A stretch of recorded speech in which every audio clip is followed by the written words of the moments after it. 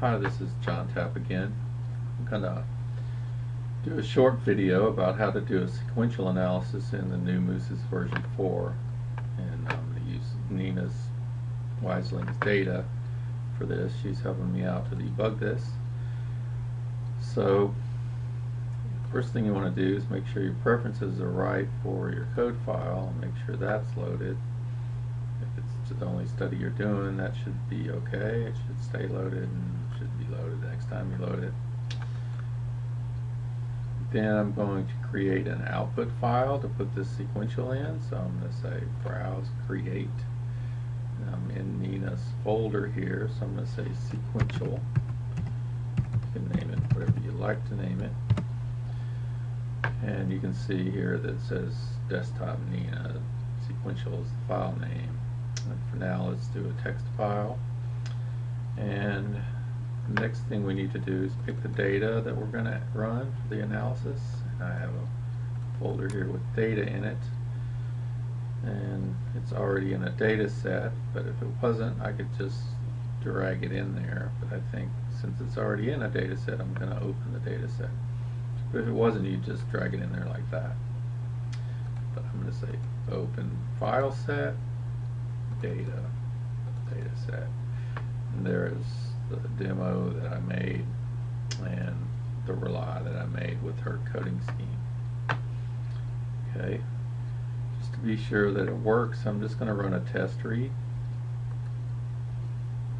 And it loads up the test read, and then the test read works fine with a timestamp. I'm going to close that. I'm going to go over to the sequential analysis procedure selection, and we're going to look at the preferences for that. So there's all the codes here can be either given or target. Kind of depends on what your research question is. But let's say, for example, we want to look at how academic praise leads to some student behavior. Called on by a teacher, let's say, or a volunteer within a certain amount of time. Now the event lag sequential would be just, is it the next event? And a lot of times we just don't care about that. So we're going to do time window counting. So when you click that, you get more options. Where the common thing to do is to start the window at the given onset, and then what we're doing here is counting seconds, the seconds in a session. So I'm going to say my given code, and it can be as many of these as you want, but for this simple example I'm going to say it's a academic praise, and then I'm going to look for student ignores. Let's do that, that'll be fun, within a 10-second window. In the target setting, we're just going to count target onsets because we're looking what the count we will get is the number of seconds that are in the window and the number of those seconds that there is a student ignore. And we're most likely going to get 0 on this because it's not real data anyway. I'm going to save the settings, and I'm going to run this analysis.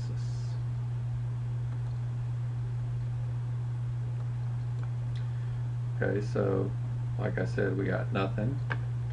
But what if this would be when the second was in the window and there was an occurrence of that target behavior, which was, what was it, SI. And we got nothing in the second file. And then we got a whole bunch of nothing in the last file. Well, it's not surprising because this is just fake data.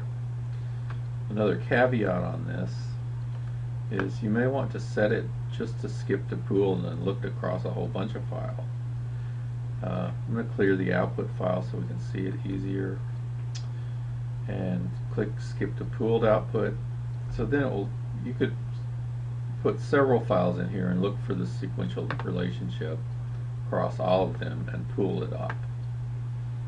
which is where you're going to get more power with the sequential analysis. So I'm going to run it again, skip into the pool.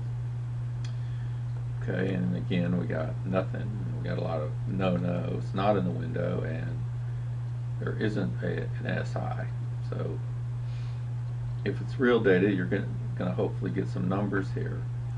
Now, the way to interpret these numbers is that the Yule's Q is a number that goes from -1 to +1, and it's kind of a measure of the degree of the relationship, how strong it is. So a 0.9 Yule's Q would mean there's a strong chance that the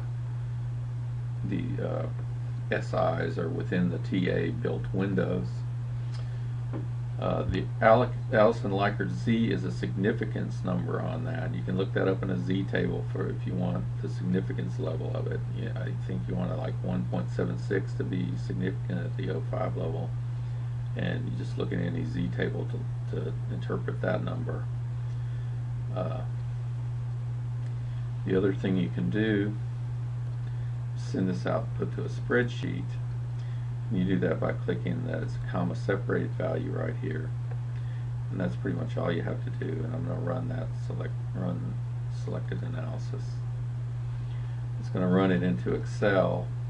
It gives you your file name, and I just only did the pooled, and it gives you those same numbers in a row.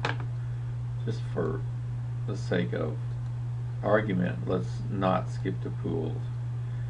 So if you were going to use these Yule's Q's numbers in, say, a single subject design, or you wanted to use it as an index of sequential dependency across a bunch of files, across a bunch of sessions, across your treatment condition and your control condition, things like that, then you can do a bunch of files, get those Yule's Q's, and use them in a statistical package.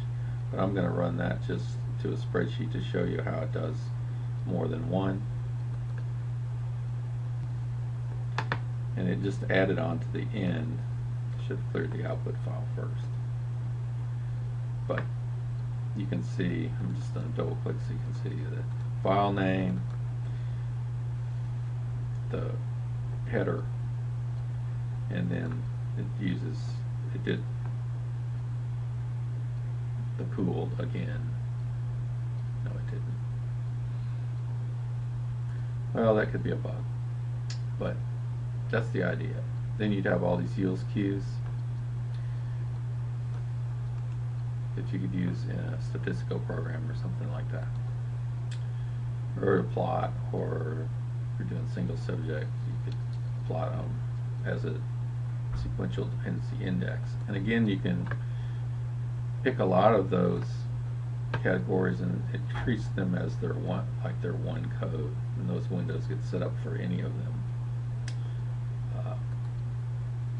Like you could check more than one of these, and more than one of these. Hope that helps. I'm going to stop this video now, and we'll do more soon.